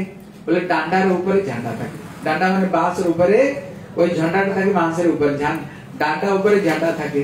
অতএব প্রথমে যদি বাঁশটা আগে উঠে তবে তো ঝান্ডাটা উঠবে। এখানে উদাহরণ দিচ্ছেন ওই বাঁশ ডান্ডা স্বরূপটা কে? বলে লক্ষ্মণ। লক্ষ্মণ। অতএব যদি লক্ষ্মণ যদি না দাঁড়ায় না রাম কিছুতেই তিনি দাঁড়াবে না। প্রথমে রামকে উঠাতে হলে প্রথমে লক্ষ্মণকে উঠাতে হবে। বলে লক্ষ্মণকে কি করে উঠাই? ইতিমধ্যে কি হয়েছে, জনক মহারাজ তিনি একটু দাঁড়িয়েছে, আর দাঁড়িয়ে একটু তিনি কঠোর বচনেতে বলে দিয়েছেন, মনে হচ্ছে ये পৃথিবী বীর শূন্য হয়ে গেছে, ये পৃথিবী বীর শূন্য হয়ে গেছে। যে ধনুষকে আমার সীতা একটি হাতে উঠিয়ে নিত, আর এখানে এত বড় বড় রাজারা বসে আছে, আর কেউ উঠাতে পারলো না। যখন এইরকম বলেছে না, ওখানে লক্ষ্মণ ছিল। লক্ষ্মণকে তিনি হলেন শেষ অবতার, তিনি হলেন যে অনন্ত দেব, যে বিশ্ব ব্রহ্মাণ্ডকে যিনি মাথার উপরে এই ব্রহ্মাণ্ডকে যিনি একটা সরিষার মতো ধারণ করিয়াছেন, তিনি হলেন কে? অনন্ত দেব লক্ষ্মণ। তিনি দেখবেন একটি হলি মণিধর সর্প, নাম শুনেছ? যার মাথায় মণি থাকে, এটা মণিধর সর্প আছে। ওই মণির মধ্যে ওর প্রাণ থাকে। আর যদি মণিটাকে একটু কেউ ছেড়খানি করেছে না, ও ছাড়িবে না, ওকে বেড়ে ফেলিবে। অতএব মণি স্বরূপ কে বলে? মণি স্বরূপ হলেন ভগবান রাম। আর অনন্ত নাগ স্বরূপ কে বলে? লক্ষ্মণ। রামায়ণ দেখেছো তোমরা সবাই? কারা কারা দেখেছো? টিভির মধ্যে রামায়ণ দেখো না? টিভির মধ্যে রামায়ণ দেখবেন, যদি একটু যদি রামকে একটু কেউ কিছু বলেছে না, আর লক্ষ্মণ আর সহ্য করতে পারেন না, লক্ষ্মণ তাকে সহ্য করতে পারেননি তিনি। এই জন্য যখন তিনি বলছেন এই পৃথিবীটি বীর শূন্য হয়ে গেছে, হ্যাঁ, মনে হচ্ছে পৃথিবীতে কেউ বীর নেই, আর লক্ষ্মণ তো সহ্য করতে পারেনি। সঙ্গে সঙ্গে লক্ষ্মণ সেখানে দাঁড়িয়ে গেছে, বলে মহারাজ জনক আপনি বসুন, চুপ করে। এত বড় কথা, পৃথিবী বীর শূন্য হয়ে গেছে, জানেন না ইনি কে বসে আছে এখানে? অনন্ত কোটি বিশ্ব ব্রহ্মাণ্ডের মালিক এখানে বসে আছে। তুমি এই সাধারণ ধনুষের কথা কি বলছো? আমরা ছোট বয়সে তো খেলতে খেলতে এরকম কত ধনুষকে আমরা ভেঙে ফেলেছি, কত ধনুষকে ভেঙে ফেলেছি। ধনুষের কথা কি? আমি এই পৃথিবীকে, ব্রহ্মাণ্ডকে আমি একটি ফুটবলের মতো হাতের মধ্যে নিয়ে আমি ক্রোশ পর্যন্ত দৌড়াতে পারি, আর নিজের হাতের মধ্যে সেটাকে চকনাচুর করে দিতে পারি, ওটা আমি ভেঙে দিতে পারি সম্পূর্ণ বিশ্ব ব্রহ্মাণ্ডকে। কেন? তিনি বলেন অনন্ত দেব, তিনি বলেন অনন্ত দেব। যখন বলেছে না, তখন রাম বসে আছে, বলে চুপ করে বসো, গুরুদেব এখানে বসে আছে, গুরু আদেশ ছাড়া কি কিছু করতে আছে? কিছু করতে নেই, গুরুদেব বসে আছে। আমি জানি তুমি হলে অনন্ত দেব, আমি জানি তুমি তোমাকে, কিন্তু যদি ওই ধনুষটাকে মধ্যে যে প্রত্যঞ্জা চढ़ाবে, সীতার তো ওর সঙ্গে বিয়ে হবে না। কার সঙ্গে বিয়ে হবে? ওর সঙ্গে, যে ধনুষটা ভাঙিবে তার সঙ্গে বিয়ে হবে। আর তুমি যদি এই ধনুষটা উঠিয়ে যদি প্রত্যঞ্জা চढ़ाও, তা আমার কি হবে বলো? আমার কি হবে? একদম চুপ করে বসো, হ্যাঁ, গুরুদেবকে আদেশ দিতে দাও। এখন উপযুক্ত সময় দেখে এখানে তিনি আমাদের বিশ্বামিত্র ঋষি তিনি আদেশ দিয়েছেন, বলে বেটা রাম যাও, এই জনক মহারাজের হৃদয় মধ্যে যে অনুতাপ আছে, দুঃখ আছে, এই দুঃখটাকে তুমি দূর করো। এখানে মা সীতা সামনে দাঁড়িয়ে আছে, বরমালা, হ্যাঁ, মা সীতা সামনে দাঁড়িয়ে আছে। আর যখন ভগবান রাম তিনি ওই ধনুষের দিকে তিনি গুরুদেবের আদেশ পালন করে এক পা তিনি আগে বাড়ছে, যখন বাড়ছেন না, মা জানকী এখন ভগবান রাম যখন যাচ্ছেন না দেখে তিনি খুব দুঃখী হয়ে গেছেন। খুব দুঃখী হয়ে গিয়ে তিনি নিজের প্রাণকে ত্যাগ দিতে যাচ্ছেন। বলে কেন? কেন প্রাণকে ত্যাগ দিতে যাচ্ছেন? বলে কারণ হলো, যখন ভগবান রাম ওই ফুল তুলতে যখন গিয়েছিলেন, মা জানকী তখনও তিনি ওই গৌরী পূজা করতে এসেছিল, মা গৌরী পুজো করতে এসেছিল। তখন ছিল সকাল, সকাল সময় ছিল, খুব সুন্দর সুন্দর মিষ্টি মিষ্টি হাওয়া বইছে সেখানে। আর ভগবান রাম তিনি ফুল চয়ন করছে না, ফুলগুলো এনার হাতে সমর্পিত হচ্ছে। কিন্তু ভগবান রাম তিনি এত কোমল শরীর ছিল, তখনও ভগবান রাম শরীর থেকে ঘাম পড়ছিল। কি পড়ছিল? ঘাম বইছিল ওই সময়। মানে ভগবান রাম তিনি এত কোমল। এখানে সীতা মাতা জি এখন মনে মনে চিন্তা করছে যে ধনুষটাকে 4 লোক 400 লোক ধনুষটাকে উঠিয়ে নিয়ে যায়, এত বড় ধনুষ রামকে উঠাতে পারবে? আর যদি রাম যদি ধনুষটাকে না উঠাতে পারে, তখন আমার কি হবে? আমার বিয়ে ঘরটা কেউ তো উঠাতে পারলো না। তবে আমি কি বিধবা সারা জীবন আমি কুমার এই থেকে যাব, অবিবাহিতা থেকে যাব? এই জন্য মা সীতা না তখন তিনি প্রাণকে ত্যাগ করতে চাইছে। এখন ভগবান রাম সীতার মনের ভাবটি বুঝতে পারছেন। তিনি বলছেন কা বর্ষা জব কৃষি শুকায়। বুঝতে পারছো? যদি জমির মধ্যে ধান গাছ লাগিয়েছ হয়েছে, কিন্তু কা বর্ষা যদি বৃষ্টিটা দেরিতে হয়, যখন শুকিয়ে মরে যাবে যদি বৃষ্টি হয়, ওই বৃষ্টির কোনো দাম কি আছে? কিছু কোন দাম নেই। এখানে রাম চিন্তা করছে আমি এই ধনুষটা উঠাবার আগে যদি এই সীতা যদি শরীর ছেড়ে দিল তাহলে ধনুষ উঠে আমার কি হবে? ধনুষ উঠাবো তো কার জন্য? সীতার জন্য। এখন সীতা মার ভাবকে বুঝে ভগবান রাম কি করলেন, খুব তাড়াতাড়ি তাড়াতাড়ি করে গিয়েছে। বুঝতে পারছেন তো? খুব তাড়াতাড়ি সীতা প্রাণ ত্যাগের আগে আমি ধনুষটাকে উঠে দিই। আর সঙ্গে সঙ্গে গিয়ে সে কখনো ধরেছে আর কখনো উঠিয়েছেন, ওই প্রত্যঞ্জা তাকে কখনো যে তিনি চড়াতে গিয়েছে আর তখন কি হয়েছে, ধনুষটা সঙ্গে সঙ্গে দু টুকরা হয়েছে। দু টুকরো হয়ে গেছে ধনুষটা। যখন দু টুকরো হয়ে গেছে না, লোকরা যে কত প্রসন্ন, জনকপুরী লোকরা সবাই ভগবান রামের জয়কার দিচ্ছে, বলে শ্রী সিয়াवर রামচন্দ্র কি জয়। সবাই প্রসন্ন হয়ে জয়কার দিচ্ছে। হ্যাঁ, ভগবান রাম তিনি ধনুষটাকে উঠিয়ে দিয়েছে। আর জনক মহারাজ এত খুশি হয়েছে, খুশির ঠিকানা নেই। কেন মেয়ের বিয়ে হবে, কবে থেকে তিনি বড় খুশি ছিলেন। এক হল যখন এত প্রসন্ন হয়েছে তখন তিনি সুনয়নাকে বলছে। সুনয়নাকে ওনার পত্নীর নাম হলো সুনয়না। বলে সুনয়না তুমি সীতাকে নিয়ে আসে। এখানে মা সীতাকে সুনয়না, মা সীতা এখন বর্মালা নিয়ে আছে। এখানে সুনয়না মা সীতাকে সঙ্গে করে নিয়ে আসে। সঙ্গে করে নিয়ে আসে এখানে মা সীতা তিনি প্রভু রামের গলায় তিনি মালাটা পড়াবেন। কিন্তু এখানে কি হয়েছে জানেন, একটা অসুবিধা হয়ে গেছে। বলে কি অসুবিধা? বলে মা সীতা কতটুকু? বলে ভগবান রামের যে কাঁধ আছে না, কাঁধ এই পর্যন্ত মা সীতা। এখানে ভগবান রাম মাথায় মুকুটটাও পড়ি আছে, ও মুকুটটাও বড় আছে। এখন মা সীতা যখন ওই মালাটি পড়াতে যাচ্ছে না, আর হাত যাচ্ছে না, ওই মালাটি আর পড়াতে পারছে না। এরকম ভাবে মা সীতা মালাটা এরকম নিয়ে দাঁড়িয়ে আছে। যখন দাঁড়িয়ে আছে কিছুতেই পড়াতে পারছে না। এখন মা সীতার সঙ্গে ওর যে বর্ণগুলো ছিল, উর্মিলা, সুতকীর্তি, মান্ডবী আর কিছু সব ওনার সব সখীগুলো ছিল, ও কিছু বর্ণগুলো ছিল। এখন সীতার সঙ্গে যখন রামের বিয়ে হবে না, বিয়ে হবে তখন বিয়ে হবে, অতএব যে আর যে ওনার বর্ণগুলো সঙ্গে রামের কি সম্বন্ধ? শালী। আগে দেখবেন শালীর সঙ্গে যে জামাই বাবার একটু ইয়ার কি ঠাটা হয় কি নেই? আর হ্যাঁ কি বলো, ইয়ার কি ঠাটা করে। এখন ওই যে শালী গুলো গিয়ে রামের কানে করে বলছে, বলে রাম একটু মাথাটা নিচু করে দাও না, একটু মাথাটা নিচু করে দাও। কেন না মা সীতা তিনি গলায় মালাটা পড়াতে পারছে না। রাম বললো কি, তুমি জানো আমি কার ছেলে? আমি হলাম দশরথ মহারাজের ছেলে, যার 10 দিশায় রথ চলতো।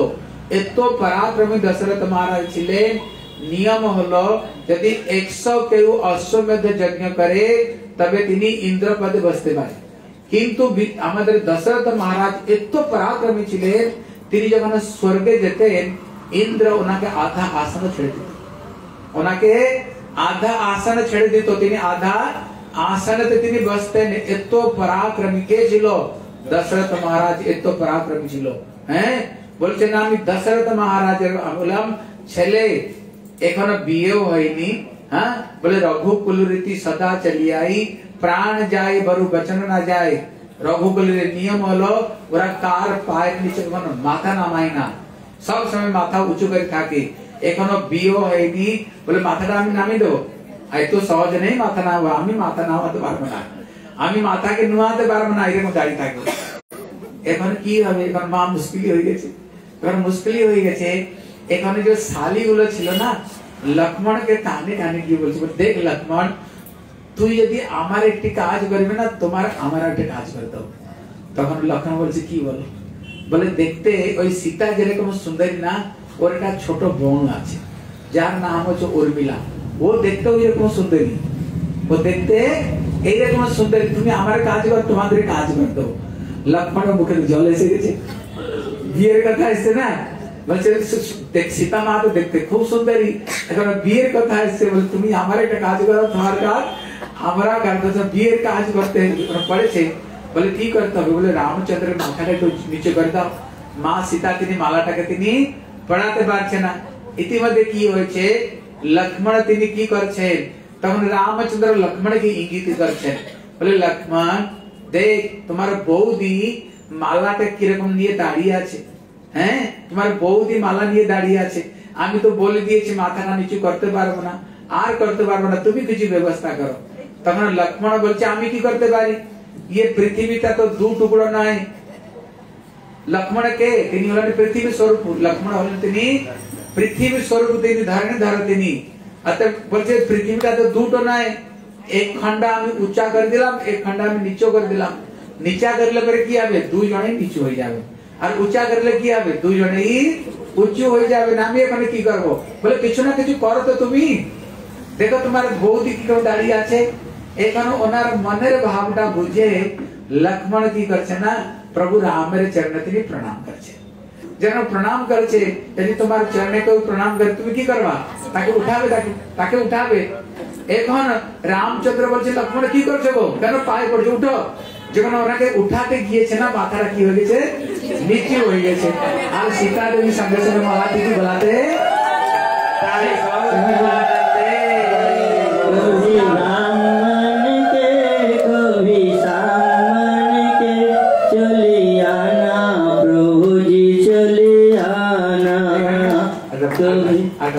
भजन करें आपने अन्य समय भजन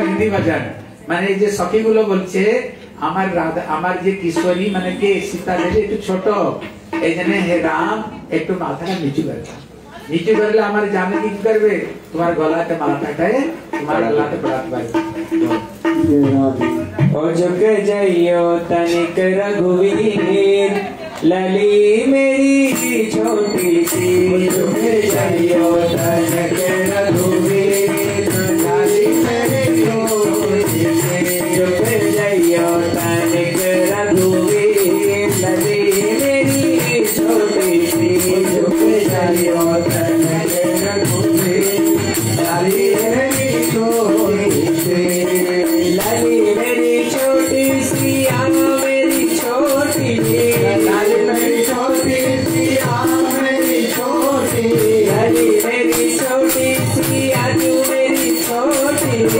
लाली मेरी छोटी सी आजू मेरी छोटी तुम हो बड़े बलवीर लाली मेरी छोटी सी तुम हो बड़े बलवीर लाली मेरी छोटी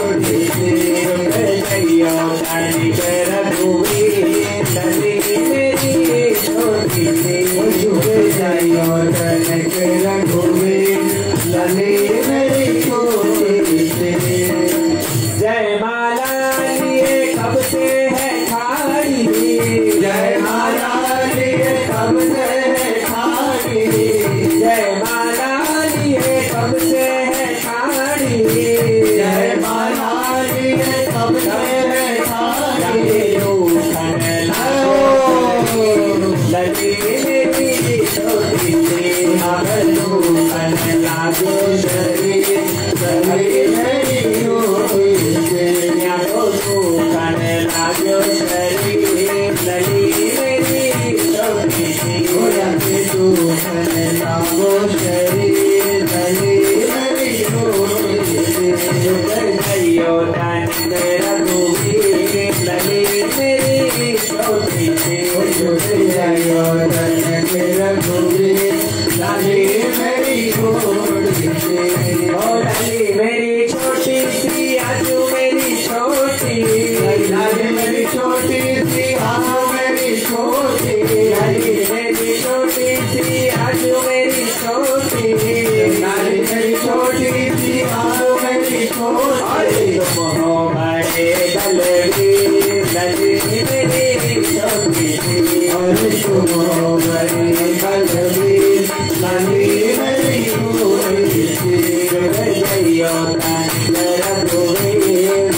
मेरी छोटी सी झुक जाओ तन के रघुवीर लाली मेरी छोटी सी।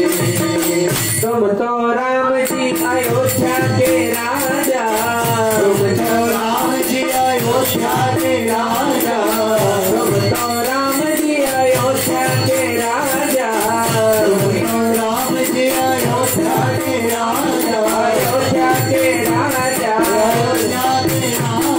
अयोध्या के राजा, अयोध्या के राजा, अयोध्या के राजा, तुम तो राम जी अयोध्या के राजा, तुम तो राम जी अयोध्या के राजा।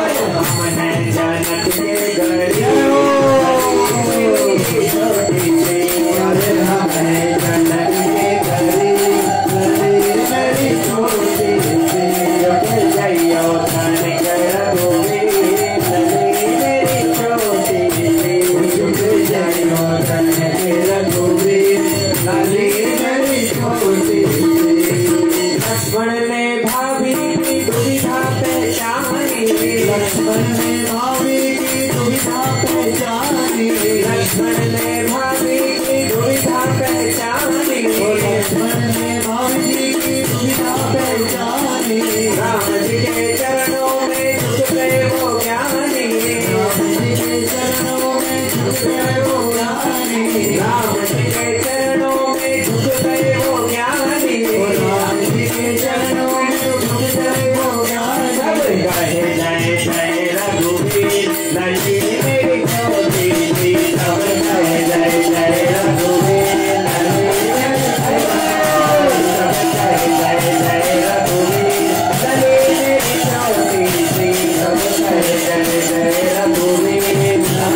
मेरी छोटी सी, सब कहे जय जय रघुवीर लाली मेरी छोटी सी, झुक जाओ तन के रघुवीर लाली मेरी छोटी सी, झुक जाओ तन के रघुवीर लाली मेरी छोटी सी। लाली मेरी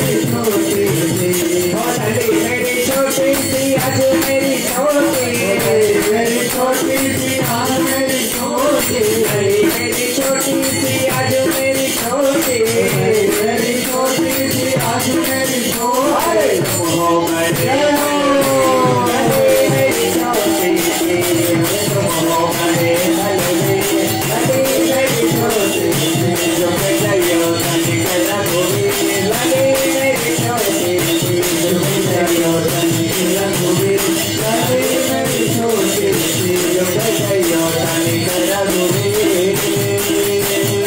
लाली मेरी छोटी सी। श्याम रामचंद्र की এখন ওদের আগে যখন বরযাত্রী এলো না কোথা থেকে অযোধ্যা থেকে প্রথমে তো জনক মহারাজ চিন্তা করেছিলেন বোধ এরা দু ভাই যখন বরযাত্রী এসছে না দেখলো ওরা দু ভাই নেই এটা হলো চার ভাই কয় ভাই চার ভাই ওরা আর এরা কয় বোন ছিল এরা চারটা বোন ছিল দেখলো জড়ি তো খুব ভালো চার ভাই আর চারটি মেয়ে চারটি রাজকুমারী আর এদের সব বিয়ে উপযুক্ত আর দশরথ মতো রাজা আর এই জনক মহারাজের মতো এত বড় জ্ঞানী তিনি বলে তিনি দেখলেন যে বংশও খুব মিলছে এই জন্য বললে একটা কাজ করো এক সঙ্গে চার ভাই সঙ্গে চার বোনদের এক সঙ্গে বিয়ে দিয়ে দিও এখানে এক সঙ্গে তাদের বিয়ে দিয়ে দিয়েছে যখন বিয়ে দিয়ে দিয়েছে না আগে তো এরকম নিয়ম ছিল না লভ ম্যারেজে তো নিয়ম ছিল না আগে বিয়ে হওয়ার 4 দিন পরে আবার গিয়ে ওদের যে মিলন হতো ফুল সজ্জা মিলন হতো এখানে কি হয়েছে ওই মিলন হওয়ার আগে ওই যে ওনার যে শালীগুলো ছিল ওদের সঙ্গে ইয়ারকি ঠাট্টা করার জন্য ওই যে চারটি যে বৌমা ছিল ওই চারটি বৌমাকে সুন্দর করে সাজিয়ে ঠাজিয়ে নিয়ে এসে চার ভাইদের কাছে নিয়ে আসে বলে দেখো রাম হ্যাঁ দেখো রাম তোমরা হলো চার ভাই আর এরা হলো তোমাদের চার বউ এরা হলো চার তোমাদের বৌমা চারটা হলো বউ অতএব কে কার বউ তোমরা ছেটে নাও তাদেরকে বেছে নাও বলে দেখ রাম তুমি বলে সব থেকে বড় তুমি বলে সব থেকে বড় আর ছোট ভাইয়ের যে স্ত্রী ও হলো নিজের মেয়ের মতো তুমি যদি নিজের বউকে যদি বউ না বলে छोट भाई बो के जदि बो बोलो ना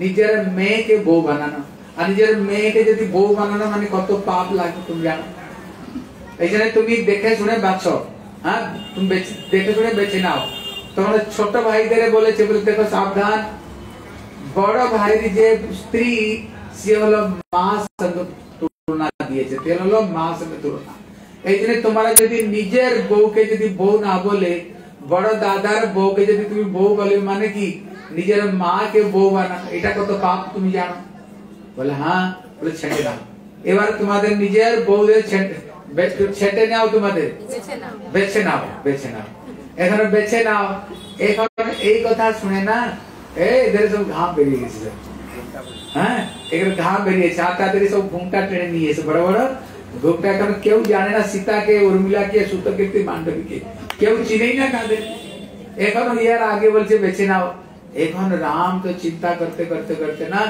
অনেক কষ্টে চিন্তা করতে করতে বলছে তাহলে ইয়ে হলো আমার বউ ঠিক সীতাকে বেছে নিয়েছি বলে ইয়ে আমার বউ তখন ভক্তকে বলছে বলে বলে দেখি তোমার বউটা কি ও चिंता करते करते करते ठीक मांडवी के बोलছে ये होला আমার বউ এখন শত্রুঘ্ন के बोलছে बोले তোমার বউ के वो ठीक चिंता करते करते যে সুতকীর্তি ছিল बोलছে ये আমার বউ भरत के बोलছে তোমার বউটা के हैं लक्ष्मण के बोलছে তোমার বউটা के ठीक उर्मिला के बोले দিয়েছি ये আমার বউ সবাই নিজ নিজ বউকে না ঠিক চিনতে পেরেছে এরা তো শালীগুলো আশ্চর্য হয়ে গেছে এরা তো একবার চিন্তা দেখে নাই নিজের বউকে এরা কি জানলো কি করে এখানে রামকে বললে রাম তুমি ইয়ে বলো তুমি কি করে বললে তোমার এটা বউ কি করে বুঝলে বলে দেখো সীতার সঙ্গে আমার দুবার দেখা হয়েছে যখন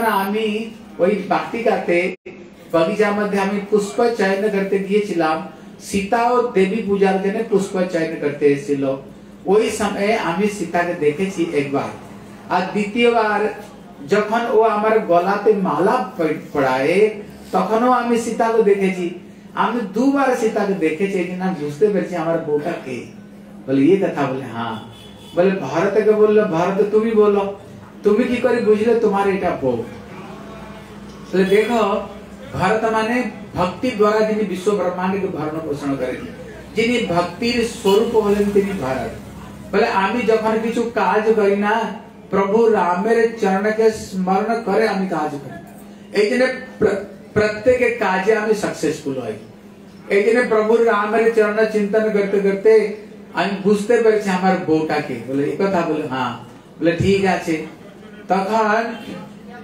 শত্রুঘ্নকে জিজ্ঞাসা করলো বলে তুমি কি করে চিনলে তোমার বউটাকে বলে দেখো আমি হলাম চারি ওরা দাদা ছিল না চারি ভাই ছিল চারি ভাইয়ের মধ্যে আমি হলাম সবথেকে ছোট আমি দেখলাম ये चारी जনের মধ্যে সবথেকে ছোট কে जो छोटा আমি সবথেকে ছোট না যে ছোট হবে ওটা আমার বউ হবে আর সবথেকে যে ছোটটা ছিল আমি বুঝতে পারছি এটাই আমার বউ হবে এইখানে ছোটটাকে আমি ধরে নিয়েছি বলি ये আমার বউ তখন লক্ষ্মণকে বললে তুমি কি করে বললে বুঝলে তোমার এটা বউ বল এটা সিধা কথা তিনজনকে বেছে নিয়ে এলো যেটা বেঁচে গেল যে বেঁচে গেল ওইটা হলো আমার বৌমা তখন আমি বুঝতে পারছি এটা আমার বউ ওখানে খুব হাসি ঠাট্টা হলো এরকম ভাবে লীলা ওখানে সমাপ্ত হলো বলে সিয়াবরে রামচন্দ্র কি এই জন্য ভগবান এই জগতে যে অবতীর্ণ হয়েছেন ভগবান যখন জনকপুরী গিয়েছিলেন ওই জনকপুরীতে যত সব ওখানে সীতার যে সখীগুলো ছিল তারা সবাইকে ভগবানকে প্রতিরূপে তারা প্রার্থনা করেছিল ভগবান বললেন এই অবতারে আমি কাকে সীতা ছাড়া আমি কাকে গ্রহণ করতে পারবো না তোমার দ্বাপর যুগে আসো দ্বাপর যুগে আমি কি করব তোমাদের ইচ্ছাকে আমি দ্বাপর যুগে পূর্ণ করব এই জন্য বহু কারণ নিয়ে এই জগতে গোবিন্দ এই জগতে তিনি প্রকট হলেন কেউ দেখুন গোবিন্দ পূজার একটা বিশেষ महत्व আছে अन्यान्य अवतारे जरा स्वीकार करने वामन अवतार यदि स्वीकार करना जाते की रामा अवतार जाते তিনি স্বীকার করে নাই তিনি কৃষ্ণ अवतार তিনি সবাইকে স্বীকার করছে কৃষ্ণ গোবিন্দ এইরকম একটি দেবতা যাদেরকে জগতে কেউ স্বীকার করে না তাদেরকে কে স্বীকার করছে, তাদেরকে গ্রহণ করছেন, গোবিন্দ গ্রহণ করছে। এই জন্য কৃষ্ণ হলেন অত্যন্ত অত্যন্ত দয়ালু।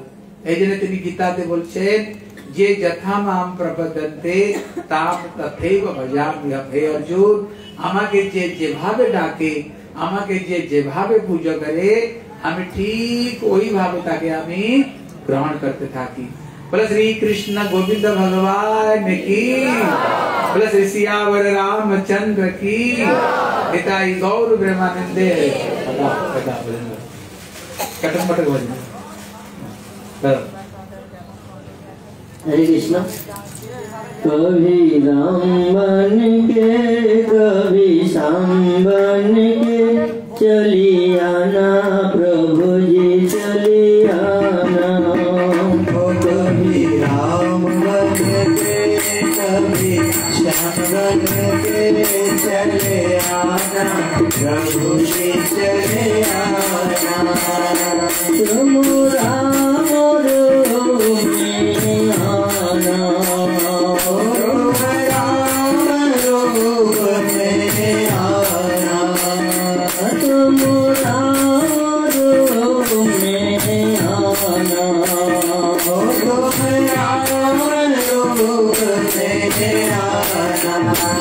हंसी का साथ लेके दोनों साथ लेके, हंसी का साथ लेके धनुर हाथ लेके चले आना प्रभु जी, चले आना। सीता राम लेके धनुष हाथ लेके चले आना प्रभु जी, चले आना। कभी हम मन के कभी हम मन के चले आना प्रभु जी, चले आना। कभी राम बन के कभी श्याम बन के आना प्रभु जी, चले आना। तुम शिवर रूप में आना, तुम शिवर रूप में आना, तुम शिवर रूप में आना, तुम शिवर रूप में आना।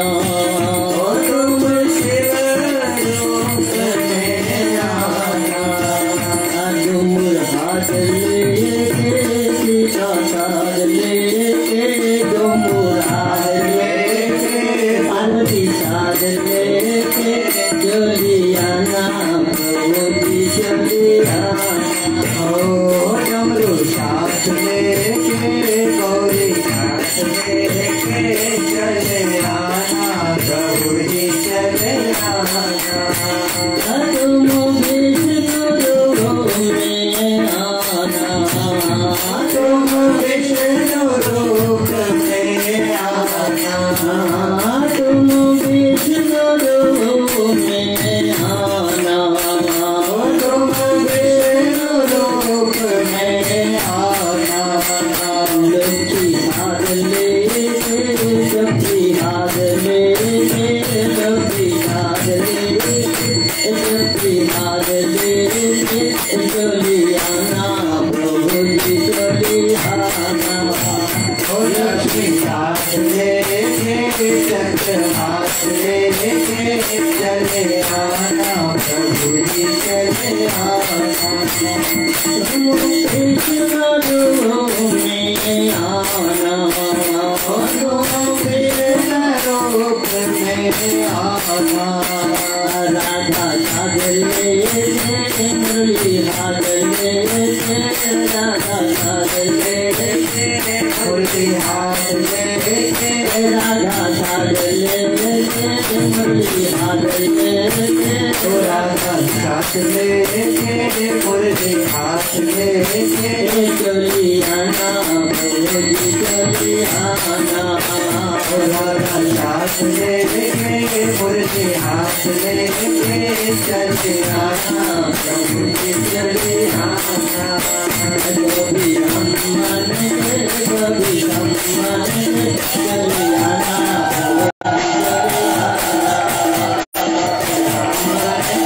कभी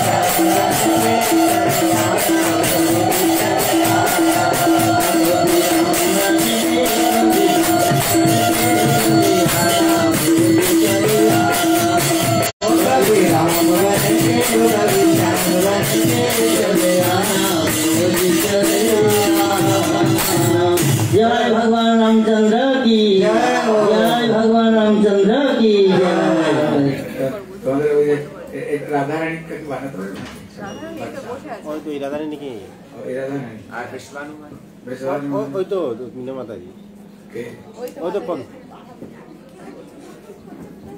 বানাতে হবে হ্যাঁ बालक का कापड़ सजे कुछ नहीं आस में राधा रानी कलर গোপাল ভগবান ওই গোপাল ভগবান মাতাজি আরে হ্যাঁ প্রভু আছে আমরা প্রভু गोपाल का ওই বাচ্চাটা খাই কই বসে আছে अन्वितम् श्रीचैतन्य प्रभुं वन्दे नित्यानन्द सहोदितम् श्रीनन्दनन्दनं वन्दे राधिका चरणद्वयम् गोपीजन परिवृतं वृन्दावन मनोहरम् वाञ्छाकल्पतरुभ्यश्च कृपा सिन्धुभ्यैव च पतितानां पावनेभ्यो वैष्णवेभ्यो नमो नमः। श्री कृष्ण चैतन्य प्रभु नित्यानंद श्री अद्वैत गदाधर शिवसदि गौर भक्त वृंद। हरे कृष्णा कृष्णा कृष्णा हरे हरे हरे राम एक बार जोरे सबाई बोलो हरे कृष्णा कृष्णा कृष्णा हरे हरे हरे राम राम राम हरे हरे। सर्वप्रथम अस्मदीय गुरुपाद पद्म परमानंदम परिव्राजक आचार्य त्रिदंडी स्वामी ओम विष्णुपाद अष्टोत्तरशत श्री श्रीमद भक्ति वेदांत श्रीधर गोस्वामी महाराज चरणे आम्ही असंख्य कोटी दंडवत प्रणति ज्ञापन करी। तदुपरांत परम गुरुदेव वर्ग नित्यलीला प्रविष्टोम विष्णुपाद अष्टोत्तरशत श्री श्रीमद भक्ति वेदांत श्री नारायण गोस्वामी महाराज नित्यलीला प्रविष्टोम विष्णुपाद अष्टोत्तरशत श्री श्रीमद भक्ति श्री रूप सिद्धांति गोस्वामी महाराज चरणे हमारा असंख्य कोटि दंडवत प्रणाम। नित्यलीला प्रविष्टोम विष्णुपाद अष्टोत्तरशत श्री श्रीमद भक्ति वेदांत श्री तीर्थ गोस्वामी महाराज युक्त हन परमारात्म भक्ति प्रसाद श्री विष्णु गोस्वामी महाराज युक्त हन समस्त रूपानुगुरु परंपरा चरण आश्रय करे। उपस्थित समस्त वैष्णव वैष्णवी हरिकथा श्रोत मंडली আর এই কথার সর্বশ্রেষ্ঠ শ্রোতা আমাদের গোপেশ্বর মহাদেব রূপে শিবজি যিনি সাক্ষাৎ বিরাজমান আছেন এখানে ওনার চরণাশ্রয় গ্রহণ করি সবার চরণে আমার যথাযথ প্রণাম। আমরা এই কৃষ্ণ কথা শ্রবণ করছি। কৃষ্ণ কথা রাম কথা প্রভু রামের কৃষ্ণের যে আসার কি কারণগুলো আছে গুরুদেব খুব সুন্দর ভাবে বিস্তৃত ভাবে আপনাদের সামনে বর্ণন করলেন। প্রভু কৃষ্ণ যখন প্রকট হয়েছিলেন মথুরায় কিন্তু মথুরায় কিছু উৎসব হলো না। যখন বসুদেব মহারাজ ওনাকে নিয়ে এসেছেন গোকুলে নন্দ যশোদার বাড়িতে সকালে উঠে উঠে যখন কৃষ্ণের পিসিমা সেই সুনন্দা যখন দেখেছে বৌদির কোলে বৌদি ঘুমিয়ে আছে আর বৌদির খাটের উপরে একটা সুন্দর ছোট্ট একটা বালক সে খুব সুন্দর ভাবে সেখানে খেলাধুলা করছে তখন দেখার সঙ্গে সঙ্গে সুনন্দার মনে এত আনন্দ হয়েছে সে ছুটে একবারে গিয়েছে নন্দ বাবার কাছে বলে আমি সর্বপ্রথম এই সংবাদটা নন্দ বাবাকে দেব। নন্দ বাবা যশোমতী মা আমরা শ্রবণ করছিলাম তো আগে কেউ বালক ছিল না গোপাল ছিল না বাড়িতে অনেক সময় ধরে তারা দান ব্রত তপস্যা ব্রাহ্মণ সেবা সব কিছু করেছে কিন্তু শেষে যখন তিনি এই একাদশী ব্রত পালন করেন পুত্রতা একাদশী ব্রত পালন করেন পুত্রতা একাদশী ব্রত পালন করার পরে ওনার বাড়িতে গোপাল জন্ম নিয়েছে। সুনন্দা 6 মাস আগে এসে আর অপেক্ষা করছিল কখন বৌদির ছেলে হবে কখন আমাকে ভালো ভালো কাপড় চাপড় গয়না সব উপহার আমি নেব। এইবার সে তো ছুটে গিয়েছে নন্দ বাবার কাছে। নন্দ বাবা কে সঙ্গে সঙ্গে গিয়ে বলছে বলে দাদা তোমার বাড়িতে এক পুরো অপূর্ব আকর্ষণ কামাল হয়ে গেছে। বলে কি হলো? নন্দ বাবা তো একবারে লাভ দিয়ে উঠেছে। বলে কি হলো বোন বলো দেখি। বলে তুমি যে এত বছর ধরে তপস্যা করেছিলে তোমার তপস্যার সম্পূর্ণ ফল আজকে মানো পেয়ে গিয়েছো।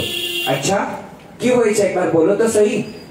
আরে তুমি যে ব্রাহ্মণ সেবা করেছিলে যত দান ব্রত তপস্যা করেছিলে মনে হচ্ছে আমাদের গোকুলে সেই সব দান ব্রত তপস্যা আজকে ফলীভূত হয়েছে। আর তুমি কি এরকম সব কথাগুলো বলতে থাকবে না আসল কথাও বলবে? কি হলো বলো তো। সুনন্দা তখন সঙ্গে সঙ্গে বলেছে, বলে তোমার বাড়িতে গোপাল জন্ম নিয়েছে। নিতাই গৌর প্রেমানন্দে, হরি হরি বল।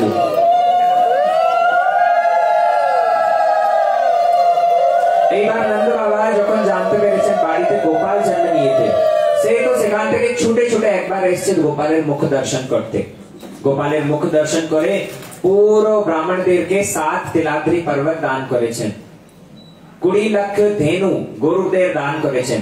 তাদের খুন রূপাতে জড়িয়ে, সিংগুলো চাঁদি সোনাতে জড়িয়ে, খুব মখমল চাদর তাদেরকে পরিয়ে 20 লাখ ধেনু তিনি দান করলেন। আর পুরো ব্রজমন্ডল এইবার উৎসব মানাতে আরম্ভ করেছে। খুব সুন্দর সেখানে নন্দোৎসব হচ্ছিল। সব ব্রজবাসীরা সেখানে সেজিয়ে গুছিয়ে আসছেন। সবাই দুধ, দধি, ননি, মিছরি, মাখন সবগুলো নিয়ে এসছে হাঁডিতে ভর্তি করে। গোপীরা যখন যাচ্ছিল, আমাদের সুখদেব গোস্বামী এই নন্দোৎসব সম্পূর্ণ অধ্যায়ে খুব সুন্দরভাবে তিনি বর্ণন করেছেন কিভাবে সেখানে উৎসব পালন হয়েছে। এমন উৎসব ভূত না ভবিষ্যতি, না আগে কখন হয়েছিল, না পরবর্তী কালে কখনো করতে পারবে। সাক্ষাৎ কৃষ্ণ অনন্ত কোটি বিশ্ব ব্রহ্মাণ্ডের মালিক যেখানে জন্ম নিয়েছে, সেখানে কি অভাব থাকবে? সেখানে এমন উৎসব হয়েছে, সুখদেব গোস্বামী বলছেন, তৎ আরভ্য নন্দস্য ব্রজ সর্ব সমৃদ্ধিমান শ্রিয়া কৃত্যানুভাবেন। বলছেন এখানে কি সাক্ষাৎ শ্রিয়া কৃত্যানুভাবেন, अर्थात श्रीमती राधा रानी से साक्षात लक्ष्मी स्वरूपा। लक्ष्मी के बोले राधा रानी प्रकाश लक्ष्मी। तो এই লক্ষ্মী ব্রজের সমস্ত অলিগলিতে সে নৃত্য করতে থাকছে। নন্দ বাবা এমন দান দিয়েছেন, সাক্ষাৎ কুবের, ধন কুবের সে স্বর্গ থেকে নেমে এসে আর দেখছে, বলে কি বাবা কি লুটপাট চলছে। ব্রাহ্মণরা তার ঝোলিতে ভর্তি করে যখন নিয়ে যাচ্ছিল, তার ঝোলি থেকে সব রত্ন অলঙ্কার রাস্তায় ধারে পড়ে যাচ্ছে। সে আরো তারা ধরতে পারছে না, এত দান দিয়েছিল। যাদেরকে দান দিয়েছে তারা আবার দাতা হয়ে দান করতে পারবেন, এমন দান। নন্দস্তু আত্মজুৎপন্নে जाता আহ্লাদ মহামন। সাক্ষাৎ কৃষ্ণ যেখানে জন্ম নিয়েছেন, আনন্দ কান্দ ভগবান যেখানে জন্ম নিয়েছেন, নন্দ বাবা তো মহামনা হয়ে গেলেন। মনটা এমন উদার করে দিয়েছেন, পুরো ভান্ডার খোলা, যে যা চাইবে সেটা পাইবে। খুব সুন্দর ভাবে সেখানে নন্দোৎসব চলছে। এইদিকে নন্দোৎসব চলছিল, নন্দ বাবা মনে মনে বিচার করতে লাগলেন, বলে আমি তো একটা ভুল করে ফেলেছি। বলে কি ভুল? আরে এ পর্যন্ত তো বাড়িতে কেউ ছেলে মেয়ে ছিল না, আমার কিছু চিন্তা ছিল না। কখনো কখনো কংসকে ট্যাক্স দিতাম, কর দিতাম, কখনো না দিলেও চলতো। কিন্তু এইবার গোপাল যখন জন্ম নিয়েছে, নন্দ বাবা মনে মনে চিন্তা করছে কখন গোপাল বড় হবে, কখন গোপালের বিয়ে হবে, বৌমা বাড়িতে আসবে। খুব সুন্দর ভাবে তিনি মনে মনে এইসব স্বপ্ন দেখছেন, তিনি চিন্তা করছেন। তো এইবার কি করতে হবে? বলে সেই দুষ্ট কংসের মুখটা বন্ধ করে দিতে হবে। এ পর্যন্ত যা করগুলো বাকি আছে, ট্যাক্স বাকি আছে, আমি সে ট্যাক্স পে করে আসি, ট্যাক্স পেমেন্ট করে দেই, কর দিয়ে আসি, যাতে এই কংস কিছু প্রতিবাদ করতে পারে না পরবর্তীকালে। কি হয়েছে? গোপাল গোকুল রক্ষায়াম নিরূপ্যম মথুরাম গতা নন্দ কংসস্য বার্ষিক্যম করম দাতু কুরুদ্বহ। সুখদেব গোস্বামী বলছেন, বলে পরীক্ষিত এইদিকে তো সুন্দর নন্দোৎসব চলছে, কিন্তু নন্দ বাবার সঙ্গে সঙ্গে ডেকেছেন গোপদেরকে, বলে তুমি একটা কাজ করো, তোমরা সবাই এখানে খুব সুন্দর ভাবে উৎসব করো, আমি গিয়ে কংসকে কর দিয়ে আসি। এইদিকে নন্দ বাবা বেরিয়ে গেছেন গোকুল থেকে মথুরা যাওয়ার জন্য। কিন্তু আমরা কালকে শুনছিলাম তো, সে মেয়েটা যখন কংস ধরেছে মারার জন্য, বসুদেব মহারাজ মেয়েটিকে নিয়ে চলে এসছেন কারাগারে। মেয়েটি সঙ্গে সঙ্গে কান্নাকাটি আরম্ভ করে দিল।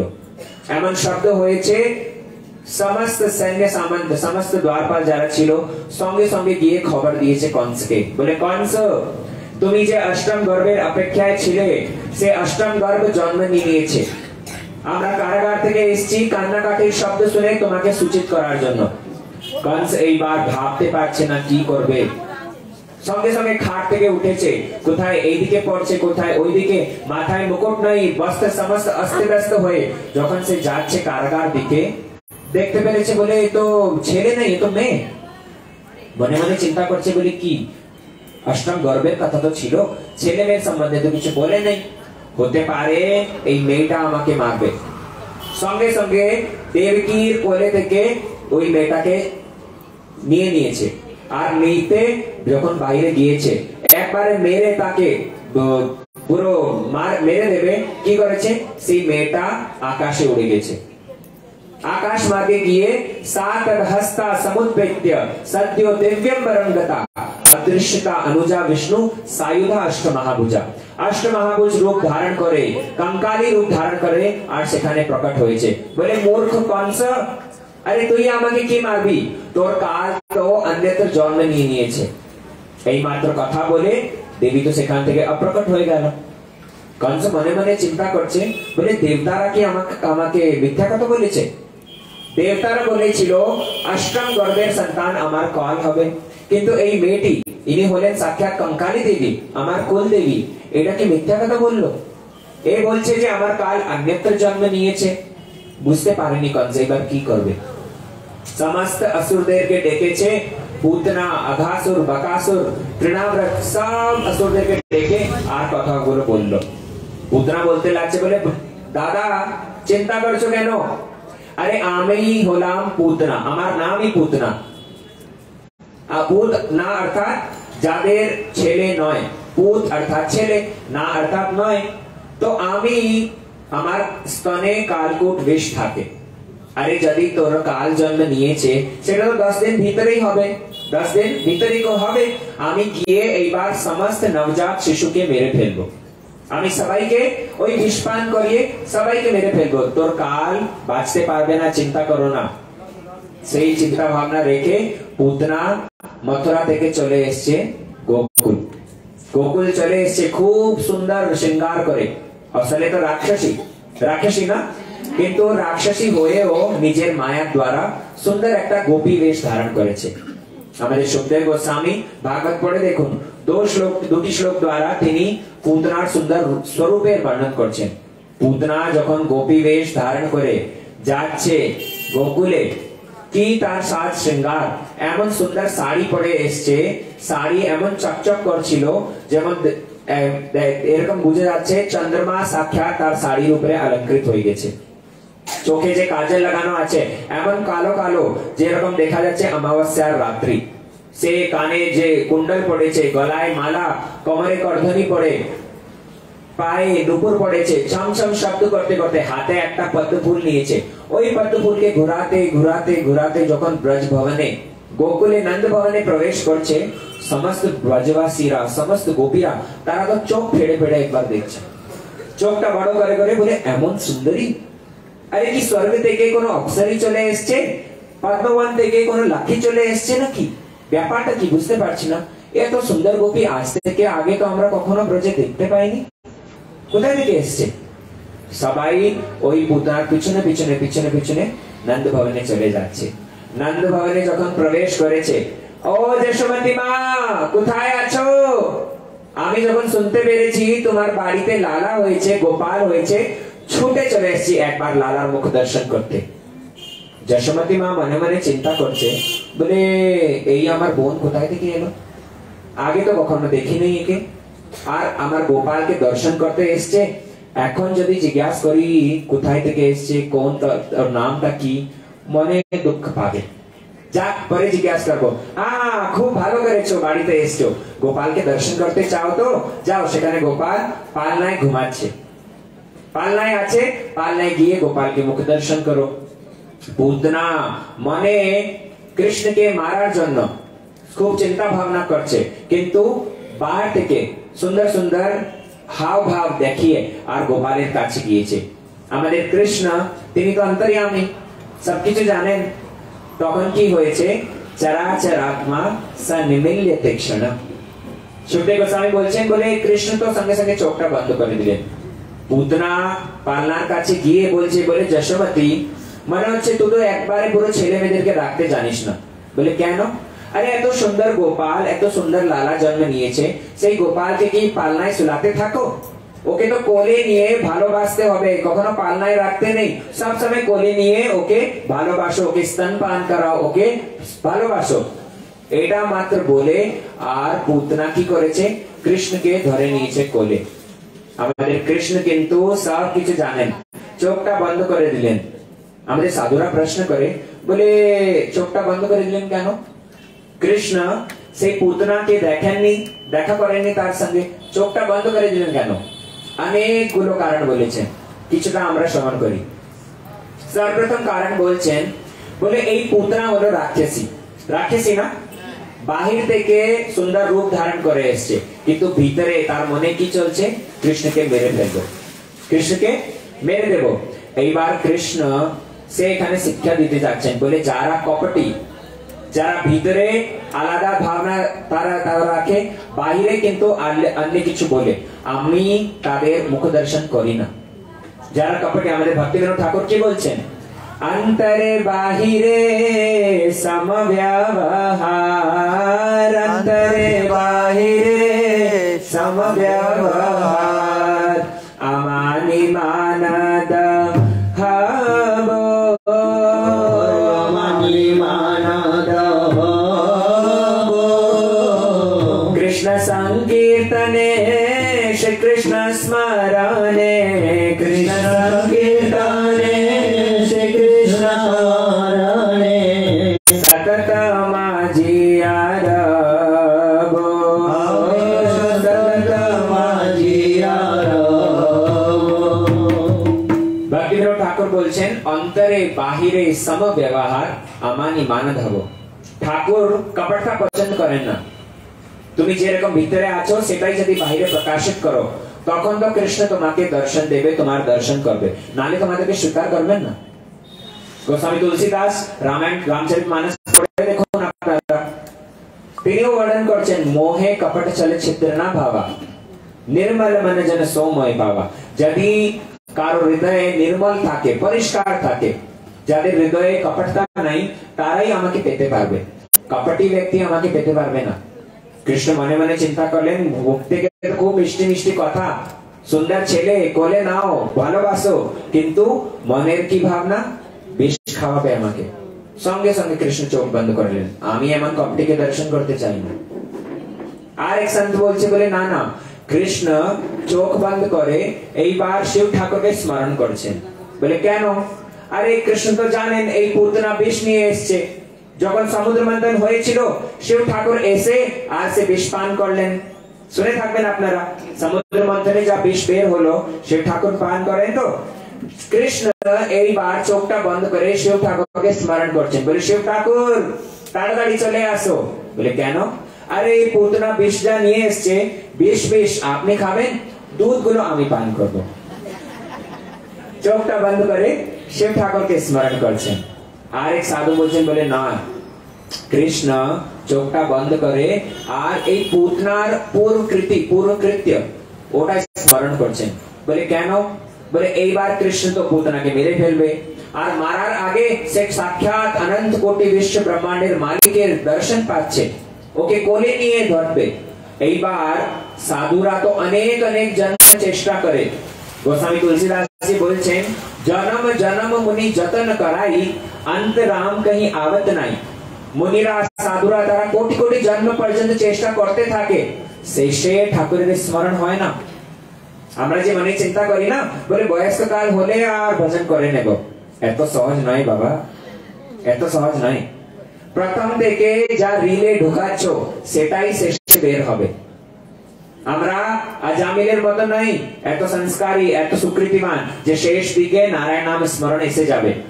যা সংসার, যা ছেলে মেয়ে নাতি পোতে যা কিছু রিলে ঢুকাচ্ছ সেটাই শেষ দিকে বের হবে, সেটাই স্মরণ আসবে। শেষ দিকে ঠাকুর স্মরণ করা এত সহজ নয়। কিন্তু সেই পুতনা তো আমাকে আমার স্পর্শ প্রাপ্ত করবে, আমাকে দর্শন করবে। এই পুরো জন্মে কি একটা ভালো কাজ করলো, চোখটা বন্ধ করে কৃষ্ণ সেটাই স্মরণ করছেন। বলে ও এই পুতনা হলো সেই রত্নমালা, বলি মহারাজের মেয়ে, সে আমাকে পুত্র ভাবে প্রাপ্ত করার তার ইচ্ছা ছিল, এইবার আমি তার ইচ্ছা পূর্ণ করব। আর একটা কারণ এখানে বলছেন, বলে পুতনা যা বাহির থেকে সেজে গুছিয়ে এসছে, কৃষ্ণ মনে মনে চিন্তা করছে, বলে যাই হোক বাইরে থেকে তো গোপী রূপ ধারণ করে এসছে, আমি একে কি গতি প্রদান করব। আমরা যে বৈষ্ণব বেশ ধারণ করি, খুব মন দিয়ে শুনুন। লালাটে তিলক কেটে নিয়েছি, মালায় গলায় তুলসী মালা পরে নিয়েছি, হাতে হরিনাম মালা নিয়ে নিয়েছি, ধুতি পরেছি, গোপী ড্রেস পরেছি, শাড়ি পরেছি। যদি কেউ বাহির থেকে এই বৈষ্ণব বেশও যদি ধারণ করে নেয়, কৃষ্ণ তাকে স্বীকার করেন। পুতনা শুধু বাহির থেকে গোপী ভাবে সেজে এসছে, কিন্তু কৃষ্ণ মনে মনে চিন্তা করছে একে কি গতি প্রদান করব। চোখটা বন্ধ করে শেষে কি করলেন, বলে ধায়োচিত গতি প্রদান করেছেন। ধাইমা, বাংলায় কি বলে ধাইমা বলে তো, ধাইমা গতি প্রদান করেছেন। যশোদা মার অনুগত্যে সে কৃষ্ণের বাৎসল্য ভাবে সেবা করছে। কেন বলে শুধু এইমাত্র নাটক করেছিল, এত সুন্দর ছেলে কেন পালনায় রাখবো, কোলে নিয়ে ভালোবাসবো। শুধু 2 মিনিটের জন্য একটা নাটক করেছে, বাইরে বাইরে নাটক করেছে। আমরা যদি শুধু নাটক করার জন্য যদি বৈষ্ণব সেজে যাই, কৃষ্ণ সেটাও স্বীকার করে নেবে। এই লালাটে তিলক লাগাওয়া, মালা তুলসী কণ্ঠে পড়া, এগুলো সহজ নয়। বৈষ্ণব বেশ অনেক মহত্বপূর্ণ, খুব দরকার। সেই জন্য পুতনা এইবার কৃষ্ণকে ধরেছে, নিজের স্তনটা কৃষ্ণের মুখে জোর করে ঢুকিয়ে দিল। কৃষ্ণ তো আস্তে আস্তে দুধ খেতে আরম্ভ করেছে, বিষ খেতে আরম্ভ করেছে। এইবার কিন্তু তার প্রাণ শোষণ করতে আরম্ভ করে দিলেন। যখন তার প্রাণ শোষণ করছে, সা মুঞ্চ মুঞ্চ অলম ইতি প্রভাষণী, আরে অনেক হয়ে গেল, খুব দুধ খেয়ে নিয়েছো, এবার ছেড়ে দাও, ছেড়ে দাও, কত দুধ খাবে, ছেড়ে দাও। কৃষ্ণ বলছেন, আমি তো তোমাকে বলি নাই আমার কাছে আসতে, আমি তো সহজে কাউকে ধরি না, আর এবার ধরে নেই তো আরো ছাড়ি না। নিতাই গৌর প্রেমানন্দে। মায়েরা হরি বলে না, এত লোক বসে আছে কিন্তু মুখ থেকে হরি বের হয় না, উলুধ্বনি দেয় না। আবার তো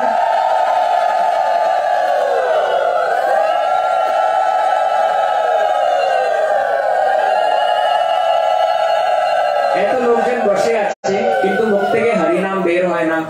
বাবা হরি বললেই সদ্গতি হবে, ওই মারা তুলতে হরি বলা যাবে। যত কালীর পূজা, শিবের পূজা, যত কিছু করো না কেন, কিন্তু হরি বললে সদ্গতি হবে। সেই জন্য এই কৃষ্ণ কত দয়ালু এখানে বুঝাচ্ছেন। পুতনা কৃষ্ণকে এইবার বিষ পান করাতে এসেছিল, কৃষ্ণ আস্তে আস্তে দুধ খেয়েছে, বিষ খেয়েছে। এইবার প্রাণ শোষণ করতে যখন আরম্ভ করেছেন, পুতনা ছটফট করতে আরম্ভ করলো, ছেড়ে দাও, ছেড়ে দাও, কিন্তু কৃষ্ণ ছাড়ছে না। পুতনা মনে মনে চিন্তা করছে, বলে একে ধরে আর কংসের কাছে নিয়ে যায়, আমার দাদা সে নিশ্চিত রূপে আমার রক্ষা করবে। পুতনা কি করেছে, সেই সময় বিরাট রাক্ষসী রূপ ধারণ করলো, আর রাক্ষসী রূপ ধারণ করে কৃষ্ণকে যখন নিয়ে একবারে ছুটেছে, দৌড়তে দৌড়তে নন্দ ভবন থেকে বের হয়ে আর সেই আকাশ মার্গে উড়তে আরম্ভ করলো। উড়তে উড়তে উড়তে উড়তে কৃষ্ণ মনে মনে চিন্তা করছে, বলে না এটা হবে, হতে দেব না আমি। কৃষ্ণ কি করেছেন, মাঝখানে তার পুরো প্রাণ শোষণ করে আর ও ধড়াম করে একবারে গিরেছে জমিন উপরে। যখন গিরে পড়েছে জমিন উপরে, সেটা কোথায় পড়লো জানেন? সেটা পুতনা কোথায়, গোপদের বাগানে কিংবা চাষ যেখানে ছিল সেখানে পড়ে নেই, পুতনা পড়েছে একটা কংসের বাগান উপরে। ব্রজেও তো অনেক জায়গায় ছিল, সাধুরা খুব সুন্দর এখানে শিক্ষা দেন, খুব মন দিয়ে বুঝো।